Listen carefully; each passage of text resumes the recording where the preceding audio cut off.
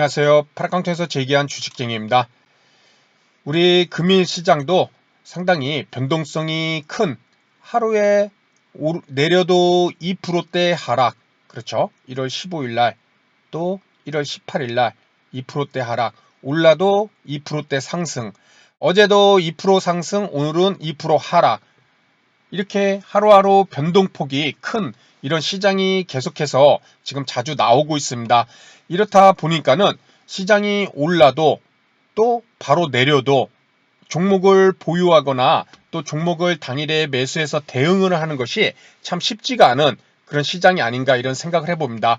일봉 차트만 봤을 때는 크게 나빠 보이지는 않습니다. 그렇죠? 5일선도 끼고 있고 또 아래 11선도 이평선이 있고, 그래서 일봉 차트에서는 뭐 크게 이렇게 어려워 보인다거나, 그렇죠? 그런 모습은 아니지만 하루의 변동폭이 크다 보니까는 그런 시장에서 대응을 하는 것 자체가 심리적으로 매우 불안한 모습도 우리가 가질 수밖에 없는 그런 상황인 것 같습니다. 이 매매 동향을 보더라도 이 금융투자들 어제 7,480억 매수를 하면서 장후반 외국인의 매수까지 이렇게 들어오게 만든, 그래서 지수를 2% 이상 상승을 시켰는데 오늘은 그 매수한 금액 그대로 물량이 나와버렸습니다. 그렇죠? 역시 이 금융투자들 연속성을 갖고 매매를 하는 그런 모습이 아니라는 것이 또 한번 생각을 들게 했고, 오늘 기관이 2조 2천억, 그리고 외국인도 거의 1조 9천억, 거의 2조 정도 양매도가 나오면서 개인만 나홀로 4조 2천억을 이렇게 순매수를 한 그런 상황입니다. 개인 자체도 예전과 다르게 풍부한 유동성을 보유를 하고 있기 때문에 지수 방어, 또 때로는 지수도 끌어올리는 그런 모습도 나오고 있습니다. 다만 지수가 상승하기 위해서는 최소한 외국인과 기관 쪽에서 어느 한쪽에서 이렇게 큰 폭의 양매도가 아닌 어느 한쪽에서 작은 금액이라도 개인과 함께 매수를 해주거나, 또는 한쪽에서는 큰 매도 금액이 나오지 않을 때, 그럴 때 지수가 오르는 그런 모습이 나오고 있는 그런 상황입니다. 저 같은 경우도 일단 보유 종목을 지금 어제 4종목 정도를 보유를 했었는데, 일단 이 한국항공우주 이 일봉 차트로 봤을 때 5일선을 잘 지켜주고 있습니다. 하지만 저는 오늘 장중에 이렇게 지수가 장 초반부터 외국인과 기관의 매도세가 만만치가 않은 모습을 보고, 또 오늘 말씀드린 내용인 이 주가지수 그 움직임을 이따가 체크를 할 건데, 그 내용 때문에 이렇게 오늘은 좀 매도 처리를 이렇게 하였습니다. 그래서 항공우주도 오늘 4%까지 상승이 나왔다가 빌리는 모습에서 이제 매도 처리를 하였고, 또 롯데 정밀화학도 지수가 참 빠지면 무슨 2%씩 빠져버리니까 심리적으로 참 불안합니다. 제가 중장기 투자자가 아니기 때문에 이렇게 고점을 만들고 거기서 이제 5일선을 아직은 추가적으로 지탱을 해주고는 있지만은, 저는 오늘 또 전량 매도 처리를 해서 좀 이익을 가져가는 그런 전략을 선택을 해서 매도 처리를 하였습니다. 또 보유하고 있던 두 종목은 이 SFA 반도체, 오늘 상한가를 갔지만은 상한가를 담지는 못하고 먹지는 못하고 일단 장 후반에 이렇게 매도 처리를 하였고, 또 유니캐스트, 그렇죠? 이 종목도 어제 30일 이평선이죠. 이렇게 지켜주는 이런 모습 속에서 어제 양봉이 나올 때 좀 매수를 하여서 오늘 지수 하락에도 0.68%가 일단 상승을 하였습니다. 물론 시간에서는 이렇게 0.34% 하락이 나왔지만 이렇게 0. 지금 보유 수익률이 1.82%, 그렇게 큰 폭은 아니고 지금 일단 종목들을 좀 정리를 해놓은 상태입니다. 자, 그리고 오늘 또 매수했던 이 서울 반도체라는 종목도 오늘 매수를 하였는데, 이 종목도 한번 분봉을 통해서 한번 같이 볼 것입니다. 그런데 일단 일봉상에서 매수를 한 것은 이 미니 LED 관련주죠. 또 요즘에 또 언론에도 조금씩 나오는 것 같던데, 이렇게 저점과 고점을, 그렇죠, 계속 높이는 이런 상승 추세대에 있는 그런 종목입니다. 그리고 오늘 이렇게 5일선을 지켜주고 상승 흐름이 나온, 그래서 일봉상에서 좀 이런 모습이기에 이 종목을 오늘 선정을 했는데, 일단 분봉을 통해서 매수를 참 여러 번 정성스럽게 했지만은 좀 큰 재미를 못 보고 매도를 한 종목입니다. 이렇게 어제 장이 이렇게 마감을 하고, 그렇죠. 이렇게 장이 마감하고 이 종목을 이제 장이 0.93% 갭상승이 나왔습니다. 그렇죠. 여기서부터 9시부터 장이 시작해서 일단 어제 종가에서 이렇게 슈팅이 한번 나왔죠. 3%대. 그리고 밀렸을 때 내 기준선인 3분봉 22평선, 참 지수가 오전장부터 불안불안하고 매매 동향도 불안불안해서 이게 분할 매수도 참 여러 번에 걸쳐서 매수를 하였습니다. 뭐 결국에 요 기준선에 맞는 3분봉 22평선을 지켜줄 때 조금씩 매수를 했는데, 결국 한 21,750원대입니다. 거기서 매수를 해줬는데, 매도 또한 거의 유사한 가격이죠. 21,750원대. 결국 수익도 손실도 그렇게 재미도 못 보고 뭐 손실도 안 보고 이렇게 매도를 처리를 하였는데, 지금 이 종목이 뭐 종가상으로 가게 되면은 결국 21,950원에 이제는 종가가 마감이 되어서 뭐 홀딩했으면 몇 호가 이제 수익을 가져갈 수가 있겠죠. 그렇죠. 하지만 이렇게 좀 매수를 이렇게 여러 번 하다가 지금 한 3,486조 이제 전량 두 번에 걸쳐서 분할 매도를 했는데, 지금 이렇게 분할 매수를 하자마자 이제 조금 지나서 분할 매도를 한 것은 이 지수의 움직임이 분명히 파악을 해볼 필요가 있을 것 같습니다.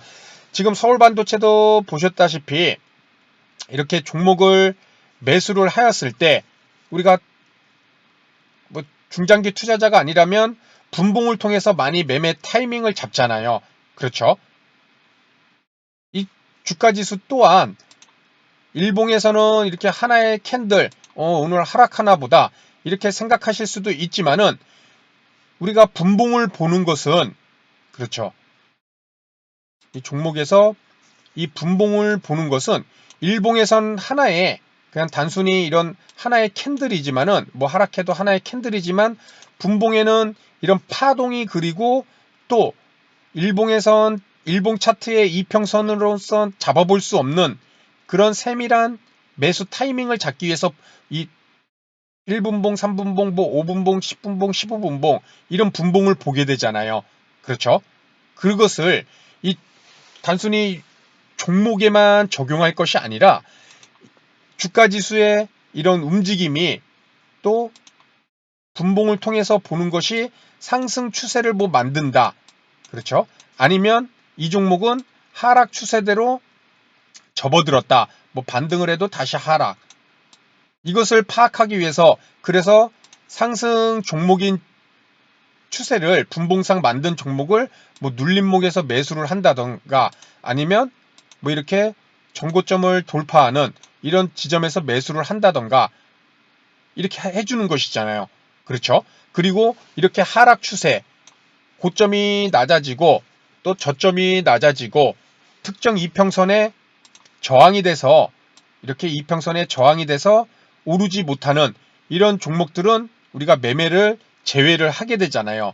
그렇죠? 그것 때문에 이제 분봉을 통해서 최종적으로 세밀하게 매수 타이밍을 잡는 것인데, 이것은 종목뿐만 아니라 분명히 주가 지수도 똑같이 지수도 하락하다가 장 후반까지, 장 초반에 하락한다고 해서 장 마감까지 하락하라는 법은 없잖아요. 그렇죠? 뭐 중간에 이렇게 저점을 만들고 다시 상승도 할 수 있고, 그렇죠?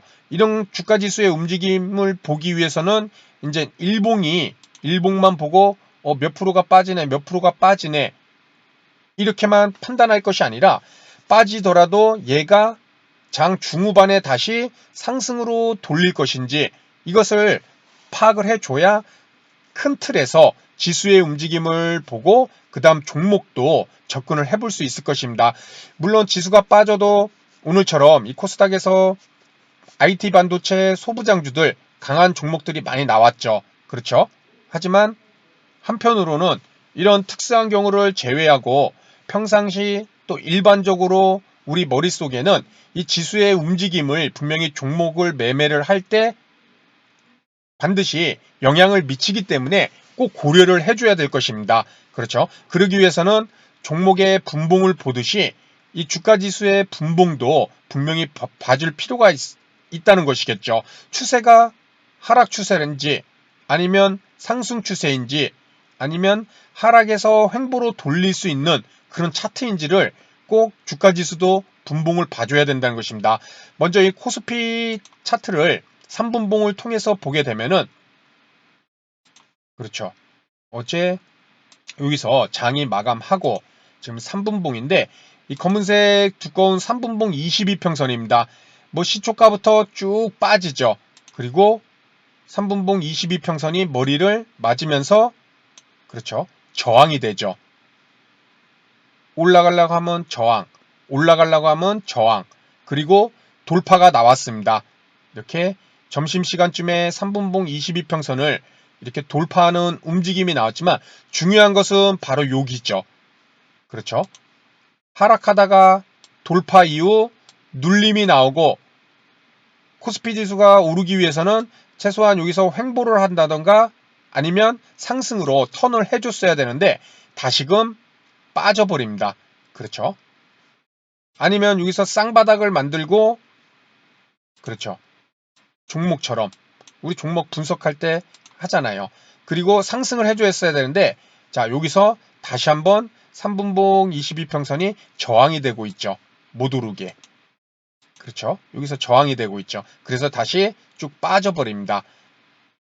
이것을 단순히 코스피라고 생각하지 마시고 종목처럼 봤을 때 이렇게 주가지수 또한 분봉을 통해서 보면은 이렇게 하락 추세가 당일만큼 이렇게 만들어지는 그런 모습을 분명히 볼 수가 있습니다. 그렇기 때문에 시간이 지금 다 지나서 이렇게 보기보다는 이렇게 장중에 시작하고 10시, 그렇죠? 11시, 10시에 머리 맞고 빠지고 11시에 머리 맞고 빠지고 오늘은 지금 코스피 일봉 차트 3분봉을 봤더니 만만치가 않은 시장이 되겠구나. 왜냐하면 계속 역추세에서 지수 자체가 돌파를 하고 상승 추세로 턴을 못하고 있기 때문에 오늘은 매수를 한다 하더라도 좀 자금의 비중 조절을 좀 한다던가 그렇죠. 그런 식으로 뭔가 다른 전략을 가져가고 또 오늘 매수를 해서 큰 수익을 얻는 그런 기대치를 분명히 낮춰서 수익보다는 위험 관리에 초점을 둬야 되지 않을까 이런 식으로 스스로가 전략을 짜볼 수 있을 것입니다.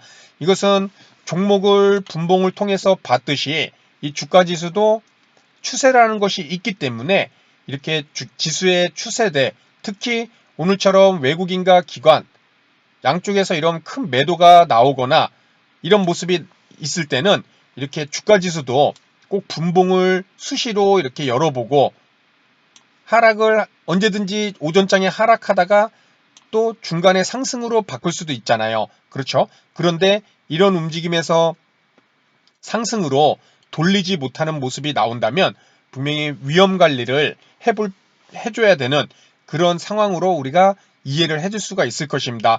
어제 같은 경우만 보더라도 그렇죠. 정배열로 쭉 3분봉 22평선 잘 태우면서 어제 장이 시작해서 잘 가잖아요. 그렇죠. 참 어제하고 오늘하고 극명하게 상승 추세와 하락 추세 눈에 확 띄게 이렇게 어제 2% 상승, 오늘 2% 하락. 그렇기 때문에 장중에 이렇게 역배열이 있을 때 장이 시작하고 지수가 이렇게 역배열로 쭉 빠지는 모습이 나온다면은 분명히 내 종목을 접근했을 때 상당히 보수적으로 자금의 크기와 그렇죠. 그런 것을 꼭 생각을 해보시면서 시장을 대응을 해줄 필요가 있을 것 같습니다. 아무래도 주가지수를 이기는 종목들도 분명히 있지만은 우리는 확률적으로 접근을 해야 되기 때문에 지수에 그냥 떨어진다 이렇게 생각하지 마시고 이렇게 분봉을 열어보고 떨어지더라도 추세가 완연한 하락 추세로 확정이 되는지 이런 것을 보신다면은 스스로 자금 비중 조절 또 종목을 접근하는 그런 전략을 세울 수 있으리라 생각됩니다. 그래서 오늘 내용은 여기서 마치도록 하고요. 다음 시간에도 좋은 내용으로 인사를 드리도록 하겠습니다. 감사합니다.